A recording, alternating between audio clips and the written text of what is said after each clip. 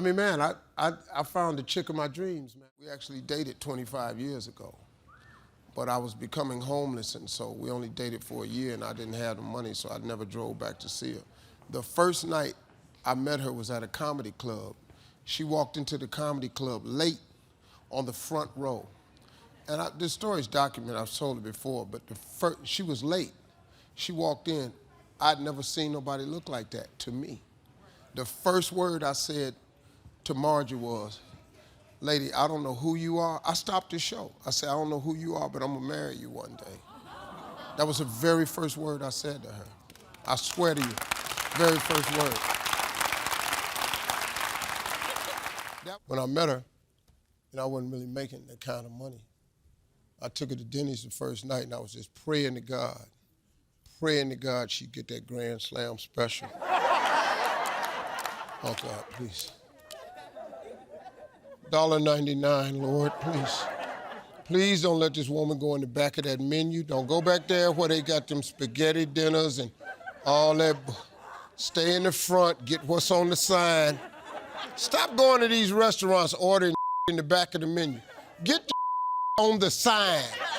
You go to Waffle House, get the waffles. Don't order steak in there, that ain't what they do. You go to IHOP, get your ass some pancakes. Or what you in the back of the menu buying the chicken for and that ain't what they do. So she ordered a Grand Slam. And I had a cup of coffee, told her I can't eat after the show. I had like $7, $8, man. I couldn't do nothing. She was very sad. That's what made me love her. Then I fell on hard times. I became homeless. I got in some trouble back in Cleveland. I stopped calling her. Wasn't no cell phones or nothing, so I just quit calling her. She went off and got married. I went off and got married. Our children were born in the exact same year. The kids were born in the exact same year. I got divorced in 2005, went out to Vegas, shake the off. I was happy. I'm sitting at the table gambling. My bodyguard was talking to this girl that he knew in Memphis, and he just happened to ask about Marjorie. She knew her. I'm gambling. Boom, said, "Dog, I got a phone call for you." I said, "Dog, you know I don't talk to nobody when I'm gambling." He said, "No, you're going to want to hear this voice, dog." This 2005. I hadn't talked to her since the 80s. That was in 1987 when I first met her. We dated till like 89. I was homeless. I got the show on the Apollo in 91. I made some money. It was too late. She had got married. Then I got married. Then I got a divorce in 2005 and was hustling. I was out in Vegas. My bodyguard called one of her girlfriends, been looking for her.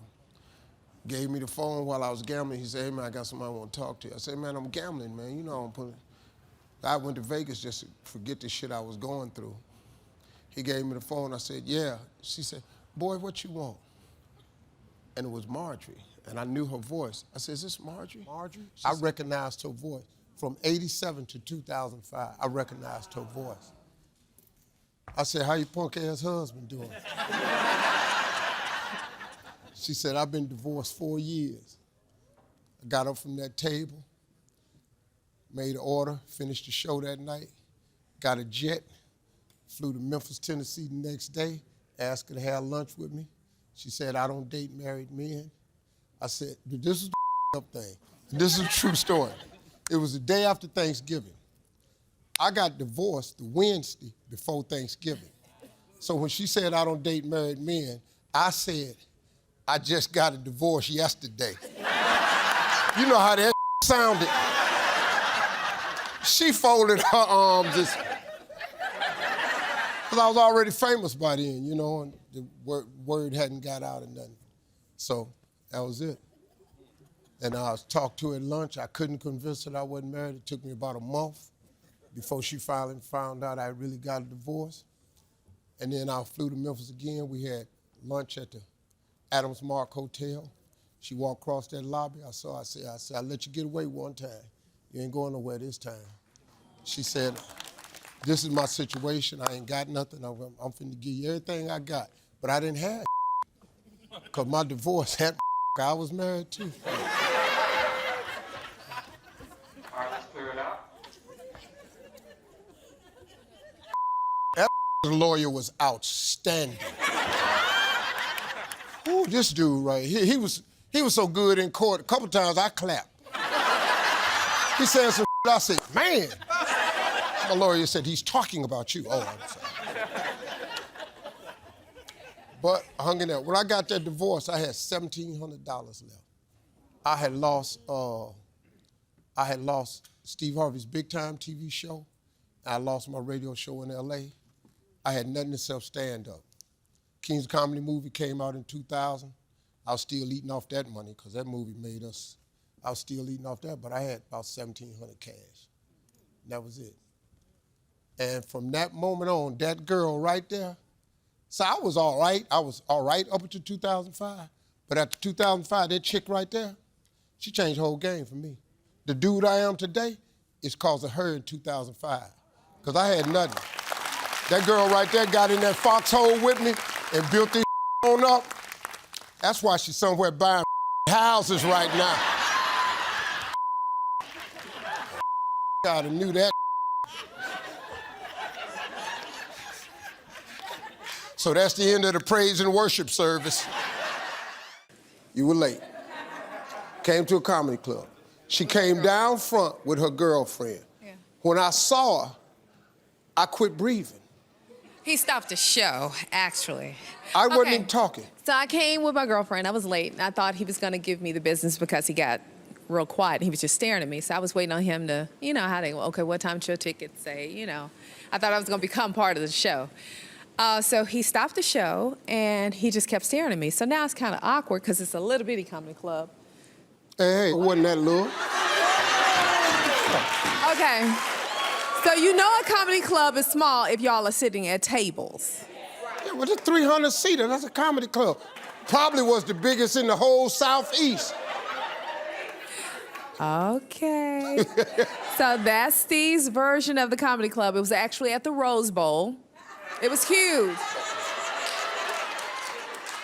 All right, so what? All right, so it was a small comedy club.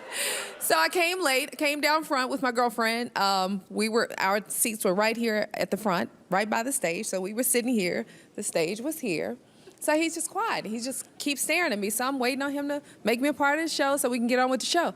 So he stayed quiet so long staring at me. Now everybody in the club was looking at me.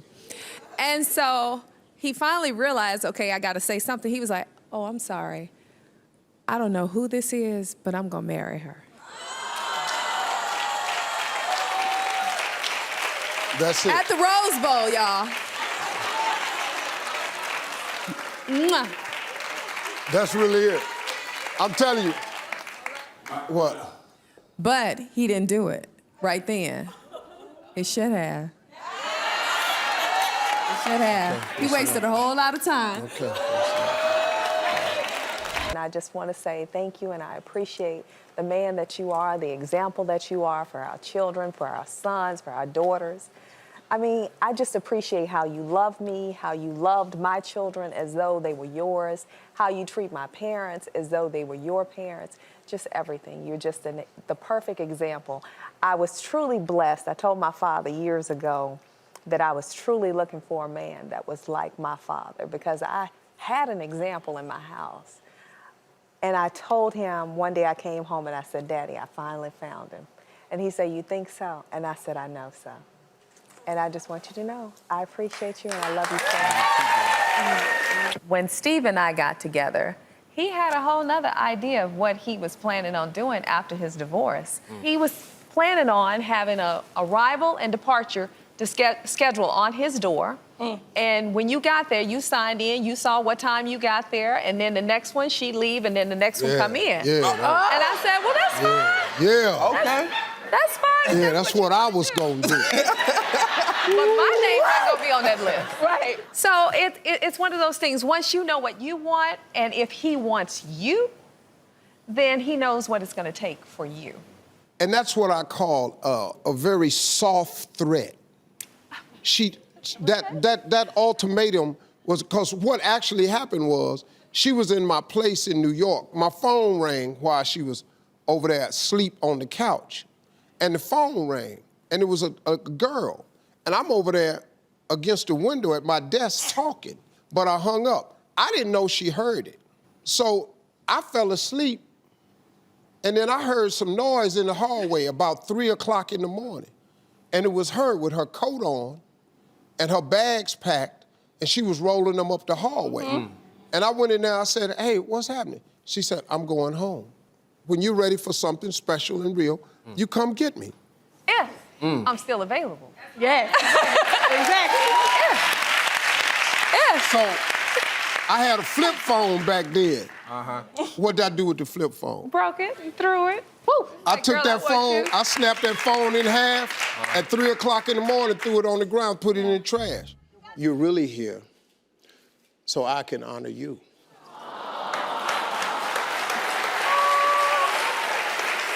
Don't make me cry. All right. So, You guys lied to me? yeah, they lied to you.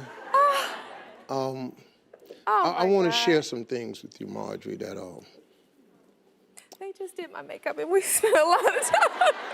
I wanted to tell you some things. And that from the moment I saw you, when you walked into that comedy club that night, and the first thing I said to you ever was, I don't know who you are, lady, but I'm gonna marry you one day. And it took me a long time, but I did it. Truth be told, I probably should have done it a long time ago, but I went off and I got stupid. I did some things.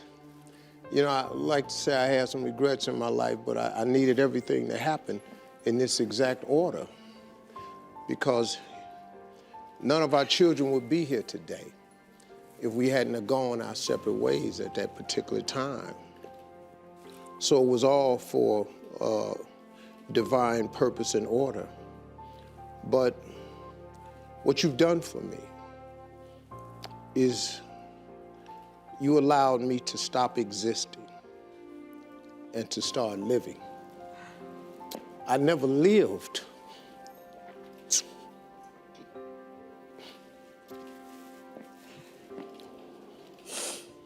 before I met you.